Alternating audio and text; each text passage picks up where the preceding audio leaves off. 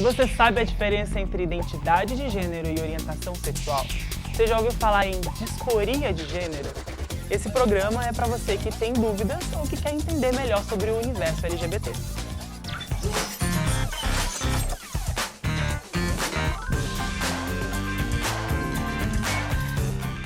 Então pode ficar à vontade, que hoje o Tela 1 está mais do que especial. Nós vamos discutir hoje o movimento LGBT. E durante o programa teremos alguns convidados, só que aqui agora no estúdio a gente tem o Washington Sigolo, que é formado em psicologia, e a Eli Bandeira, que é ativista do movimento LGBT. Tudo bem com vocês? Tudo ótimo. Só que, gente, antes do nosso bate-papo, a gente vai exibir uma reportagem sobre como é assumir a homossexualidade para a família. A partir dos 14 anos, eu realmente me assumi, me aceitei. Quando eu tive certeza mesmo é quando eu dei meu primeiro beijo com um menino. Foi uma confusão, não tem como negar isso, que ao mesmo tempo que eu estava querendo aquilo, eu tinha meus pais, a sociedade toda em si, querendo que eu fosse, de certa maneira, seguisse a linha como eles queriam. Só agora, aos 18 anos, que eu fui assumir para os meus pais e não foi uma coisa legal, não houve aceitação por parte deles. Fui expulso. Estou morando com o Luiz, com a família dele. Foi bem difícil na época. Minha mãe não aceitou. Foi mais ou menos um ano assim, para ela começar a ter uma vontade de aceitar eu mesmo, vamos dizer assim. Meu pai foi engraçado, na verdade. Porque ele se ajoelhou assim para mim e falou, tipo, eu vou te amar de qualquer maneira, você sendo assim, você sendo de qualquer jeito, do jeito que você escolher, eu vou te amar. Só que no outro dia, minha mãe fez a cabeça dele e ele mudou completamente a opinião. Então, Washington, qual a dificuldade de se assumir para a família? A dificuldade maior é saber o que eles vão pensar, na real, né? E o que eles esperam de ti, assim, enquanto homossexual, na verdade, o que eles esperam de ti enquanto heterossexual se esfacela, assim, né? As expectativas deles são todas quebradas, né? E vem muitas fantasias, na verdade, né? Fantasias de que nós vivemos num mundo promíscuo, que nós vivemos num outro mundo, que nós vamos ser vítimas de violência. Existe muito medo por parte da família também de que nós soframos essa violência, né? Acho que eles tem uma percebem na pressão sociedade. também, né? Porque eles também são pressionados a agir de certa maneira e de ter um filho heterossexual. E quando, né, a gente apresenta para eles quem realmente a gente é muito difícil, né? Como foi contigo? Como que aconteceu? Para mim foi bem difícil, assim, porque, meus pais, minha mãe vem de uma família evangélica, meu pai é ateu, então, assim, acho que foi muito confuso para eles também, tipo, foi terrível. Minha mãe acabou descobrindo e ela meio que falou, não, você vai ter que ser expulsa de casa. Então foi bem complicado na época, isso faz uns 18 anos atrás. O que acontece muito nesse processo de se assumir, primeiro a gente acha que se assume para a gente mesmo, é se confundir. Muitas vezes alguns beiram a bissexualidade, alguns não sabem exatamente o que é, não sabem conseguir distinguir isso. Como que funciona isso na psicologia? Muitas pessoas também, como nós somos empurrados para a heterossexualidade, né? A expectativa social é que nós sejamos sempre heterossexuais e cisgênero, acabamos por temos que tentar nos moldar a isso, né? E tentar ficar com pessoas do sexo oposto. Mas isso nem sempre corresponde ao desejo real da pessoa, né? Então, às vezes corresponde, claro, né?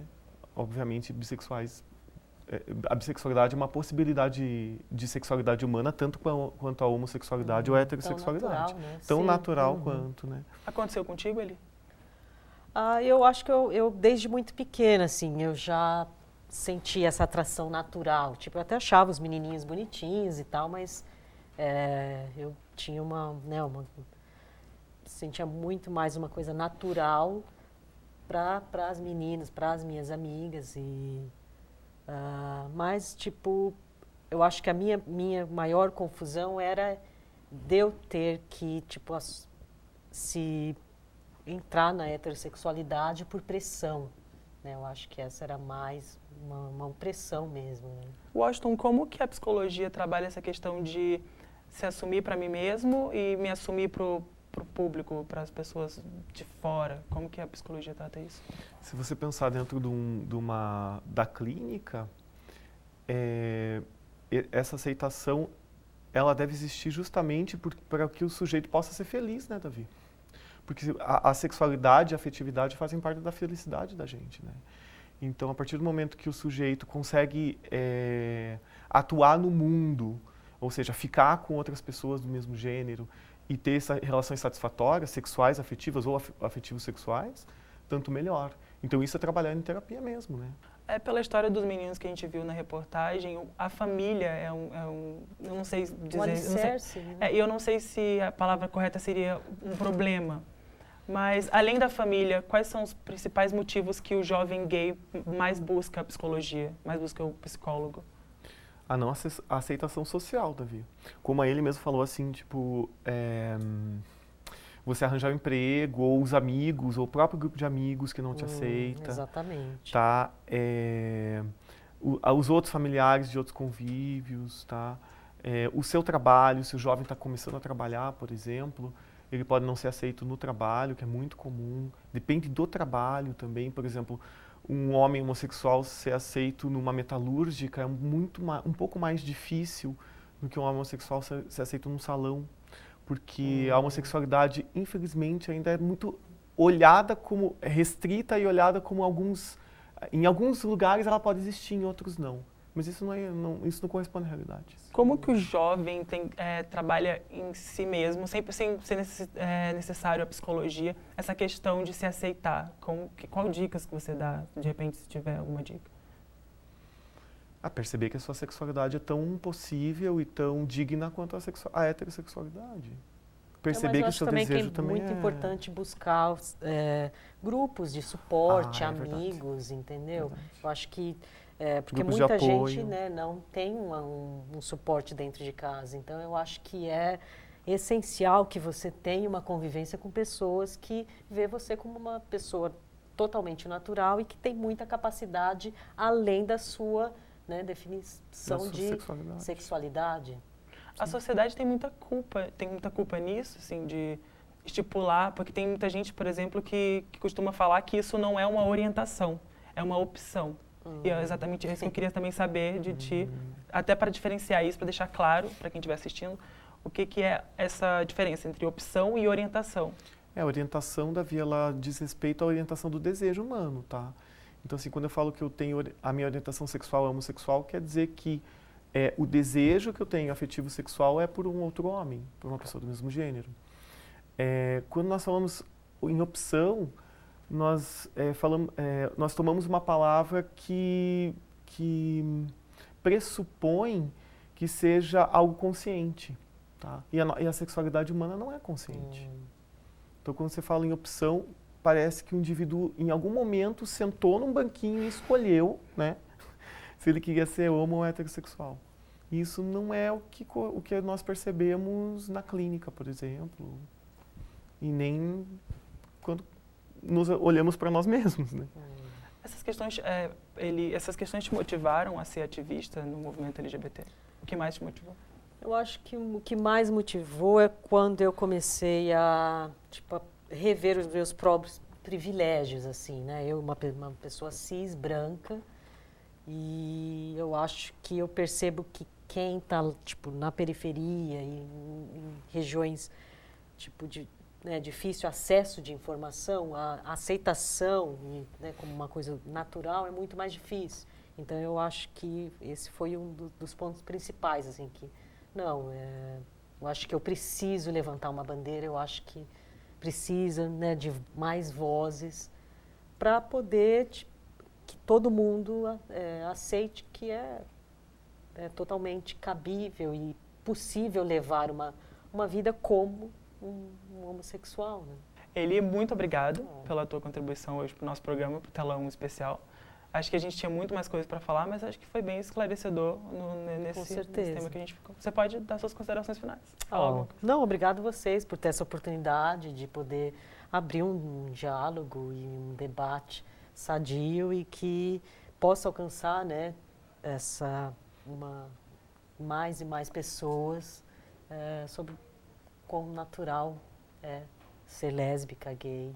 Então, obrigado, Eli. A Eli se despede da gente, mas o Washington continua aqui com a gente no estúdio, porque a gente vai discutir agora a questão da transexualidade. E agora a gente vai ver um VT sobre 3 transexuais curitibanas, que elas contam como que é a rotina delas, como que foi a descoberta, contam como que é esse processo de ser uma mulher trans. Começou com 16 anos, eu antes me considerava gay, né, tive uma fase de descobrimento, assim, que eu ainda me considerava gay, aí depois com 16 anos veio essa questão toda de ai meu Deus, eu quero ser mulher, comecei a querer pintar unhas, a maquiagem e tal, e daí foi só ficando cada vez mais intenso, assim, cada vez mais forte. Meu processo de mudança, eu acho que ele foi interditado, né, na minha adolescência, quando eu percebi que eu não ia conseguir sobreviver realmente socialmente. E então eu interditei esse meu processo de mudança e procurei assumir uma personagem, né, que seria uma personagem masculina, um menino, por mais com muitos trejeitos, né, e aí seria um menino gay, muito afeminado, mas ainda com uma certa aceitação social.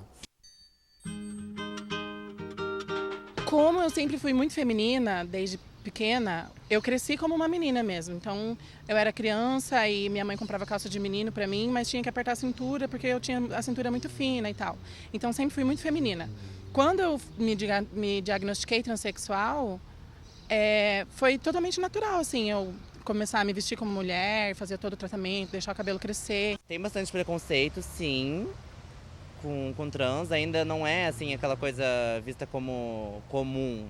As pessoas têm muita curiosidade boba, assim, tipo, até na balada, às vezes, até os próprios gays que eram pra ser mais esclarecidos sobre isso, assim, as pessoas acham que eles vão ser mais esclarecidos sobre isso, mas não, tipo, até eu escuto perguntas ridículas, assim, perguntas absurdas em todo tipo de lugar. Quando eu era mais nova, que eu era mais masculina, assim, digamos que eu ainda não fazia tratamento nem nada, era mais difícil, assim, de ser aceita e tal. Mas depois que eu cresci, que eu comecei a fazer tratamento, que meu corpo se desenvolveu e eu comecei a me cuidar mais com relação a ser transexual, eu comecei a passar mais batida, assim, e não sofri muito preconceito. Mas sempre tem alguém que percebe isso em você e que se incomoda de alguma forma, assim, que é uma pessoa frustrada, eu acho, né? Tava na balada esses dias, daí um gay chegou pra mim e falou... Tipo, ele escutou minha voz e ele falou: nossa, eu achei que você era menina, sabe? Esse tipo de frase que eu não preciso escutar, mas que as pessoas falam e eu, tipo, antes eu me estressava bastante com isso, assim, hoje em dia eu já pego e falo, sabe, fico quieta, assim, tipo, essa pergunta não é legal você fazer, sabe? Você começou errado já, eu já falo pra pessoa, assim, tipo, já dou um toque nela. Todo mundo aceitou numa boa. Eu tive muita sorte, na verdade, de ser transexual. Aqui no estúdio com a gente a Vitória Vieira, que é professora de Direito da Universidade Positiva. Vitória, a gente gravou essa reportagem uns meses atrás, você estava ruiva, né? Ruivíssima. Tinha acabado de se assumir. Exatamente. Como que tá agora? Não, agora eu acho que aqui as coisas caminharam um pouquinho mais, né? Então já são mais 7 meses desde a gravação. Então acho que a circulação social já está um pouco mais naturalizada para mim mesma, né? E acredito que também para quem está convivendo comigo. E essa mudança faz parte, né? E com certeza absoluta, né? E vem mudanças por aí, né? Então acho Sim. que todos os dias a gente está sempre em busca de uma realização pessoal, de uma realização para a felicidade, né? Como foi dito no bloco anterior, né? Por uma realização mesmo da pessoa. Eu acho que eu sempre vou estar em busca disso. A transexualidade é um tema meio polêmico, né? Então a gente vai discutir agora sobre, de uma forma mais tranquila, mais esclarecedora, eu espero, sobre a transexualidade. Vamos começar falando sobre identidade de gênero, que você explicasse pra gente o que é isso. Identidade de gênero é a forma como o sujeito se referencia em relação ao seu corpo e à sua percepção enquanto pertencente a um gênero masculino ou feminino, ou seja, ou como mulher ou homem.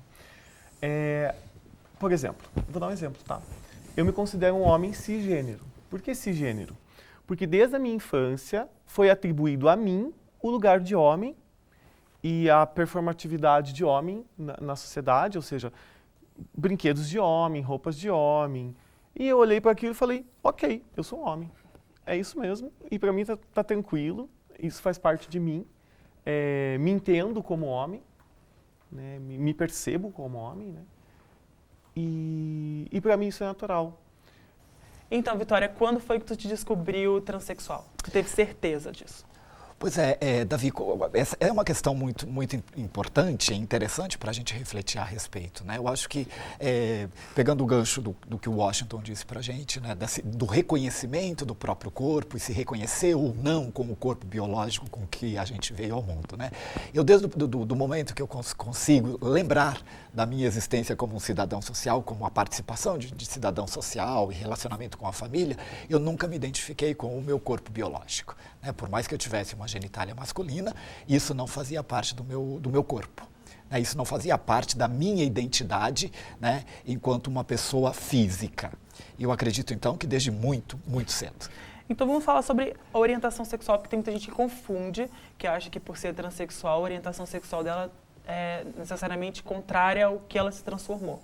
Queria que você explicasse essa questão de orientação sexual do transexual.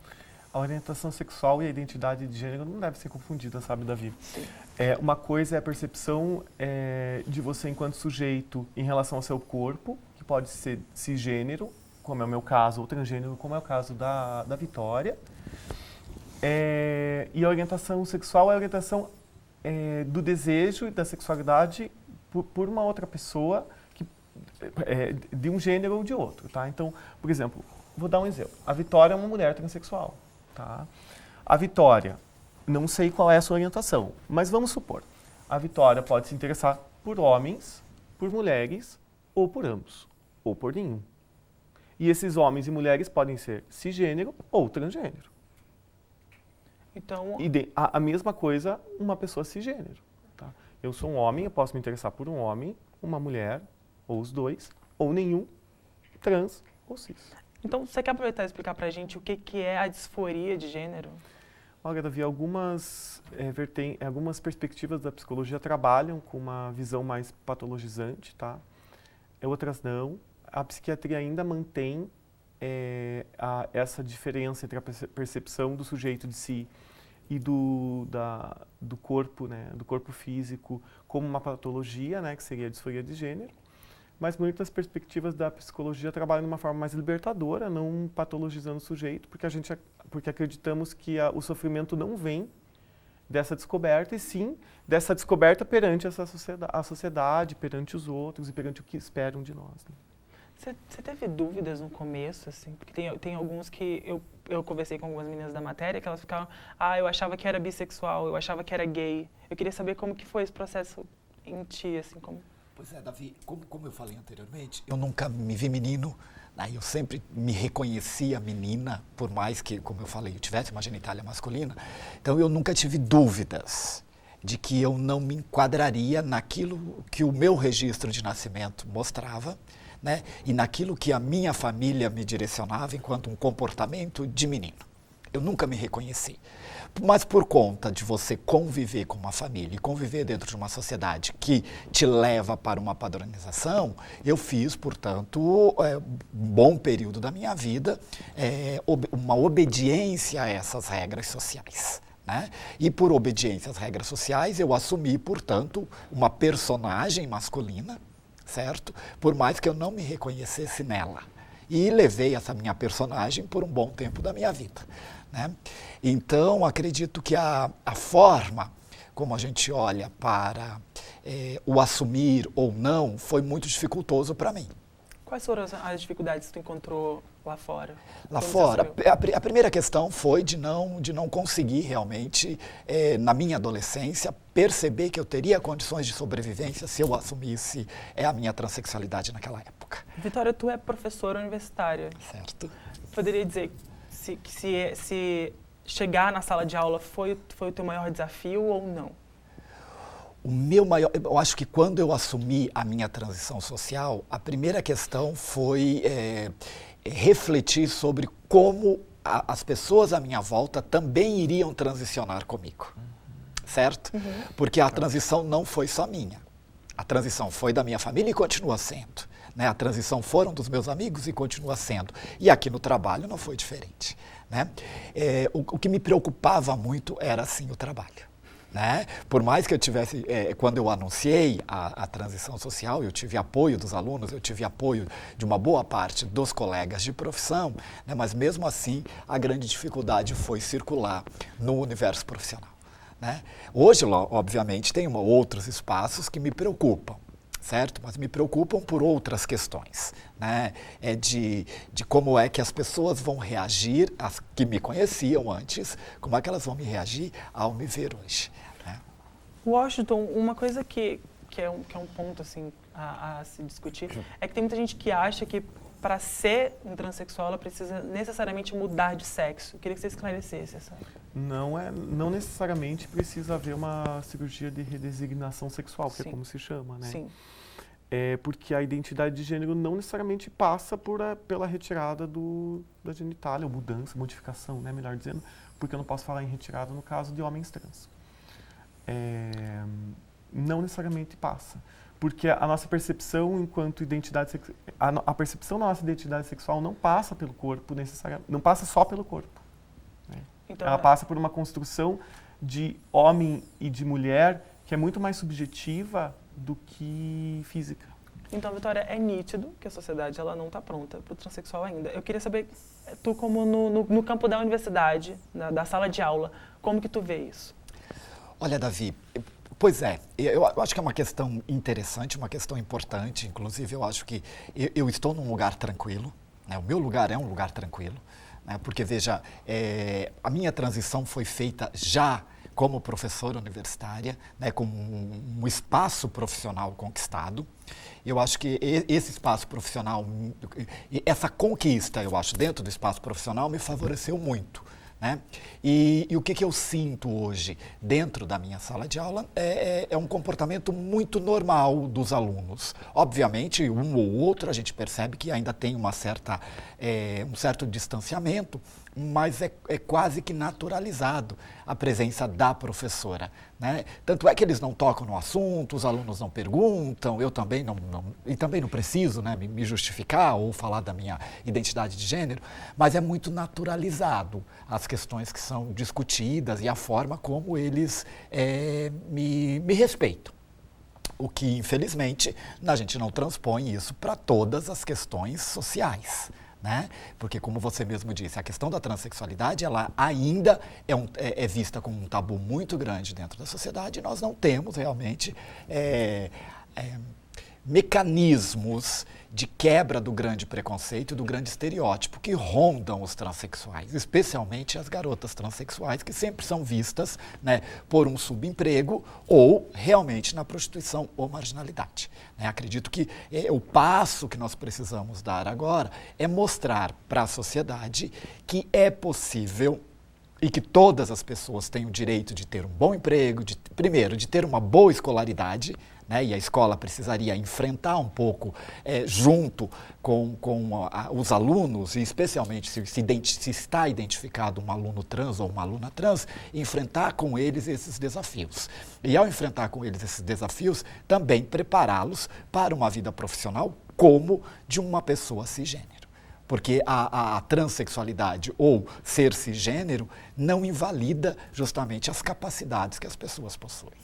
Nossa, e é com essa frase que a gente termina nosso telão. Muito obrigada. Gente, eu espero que esse assunto tenha sido, pelo menos, quebrado um pouco, assim, alguns tabus com esse programa especial de hoje. Eu gostaria de agradecer muito a presença de vocês. Muito obrigado. Imagina, a gente que agradece. Que agradeço.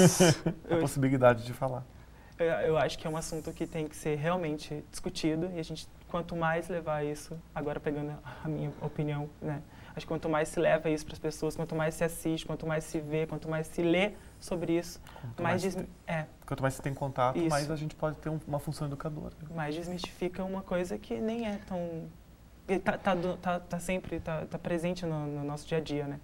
Está presente, eu acho que precisa abrir os olhos para aquilo que está ao nosso lado. Né? É E eu acho que abrir os olhos para o que está ao nosso lado, os estereótipos começam a ser desconstruídos. Vamos desconstruir estereótipos. Ok. Muito obrigado, gente, de novo. O Tela 1 se despede por aqui. Espero que tenha sido esclarecedor para vocês. E a gente se encontra no próximo.